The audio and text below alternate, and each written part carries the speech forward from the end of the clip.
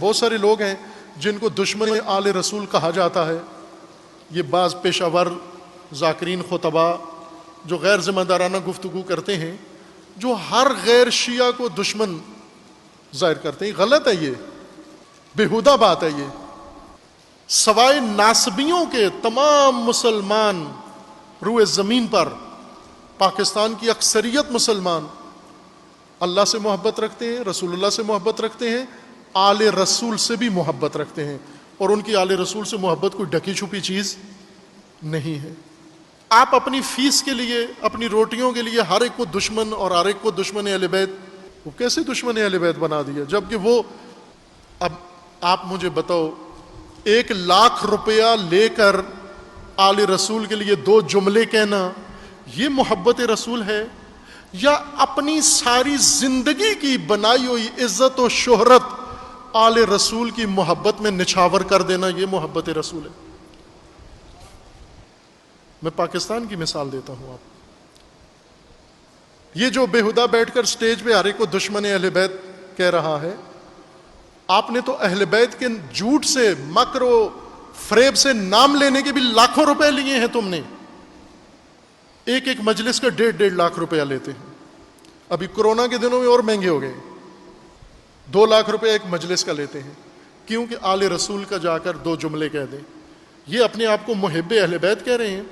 اور وہ دیکھو، آپ سارے جانتے ہو مولانا طارق جمیل صاحب کو، پوری دنیا میں کتنی شہرت ہے، کتنی عزت ہے، کتنا احترام ہے، سب کچھ ہے یا نہیں ہے؟ یہ تو کوئی نہیں کہہ سکتا کہ نہیں ہے. شہرت نہیں ہے، عزت نہیں ہے، احترام نہیں ہے، سب مانتے ہیں. لیکن یہ سب کچھ کدھر اس کی پرواہ نہیں کی، نہ اس شہرت کی پرواہ کی، نہ اس احترام کا پرواہ کیا، نہ اس عزت کی، نہ سب کسی چیز کی پرواہ نہیں کی. اور آ کر ببانگ دوہل دنیا کے سامنے، چند دن پہلے ہم حاضر ہوئے ان کی خدمت میں، تو وہاں بھی یہ سنایا انہوں نے یہ واقعہ. آ کر سٹیج کے اوپر بیٹھ کر کیا کہا کہ میں امام حسین کا صدیق مراسی ہوں. میں آل رسول کا صدیق مراسی ہوں. پھر انہوں نے بتایا بھی کہ یہ میں نے کیوں کہا. اس لیے کہ مراسی جو بڑے خاندان والے ہیں، چودھری سادات، ان کے شجرے مراسیوں کو یاد ہوتے ہیں.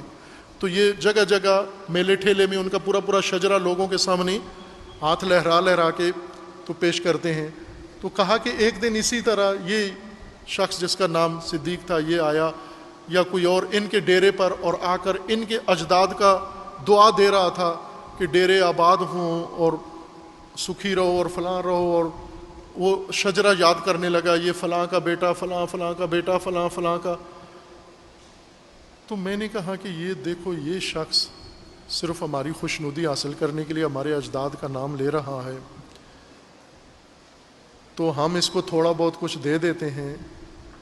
اگر ہمارے دسترخوان پہ بیٹھا ہوا ہے تو اتنا یہ ہمارے شجرہ یاد کر رہا ہے، تو میں جس کے دسترخوان پہ بیٹھا ہوا ہوں، میں جن کے دسترخوان پہ بیٹھا ہوا ہوں، میں کیوں نہ ان کا صدیق مراسی بن جاؤں؟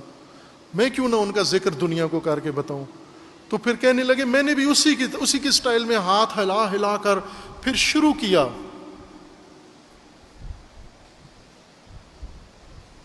شجرہ، پاکیزہ شجرہ مطہرہ سارا ذکر کیا. اب ان کو آپ کہو گے یہ دشمن اہل بیت ہے؟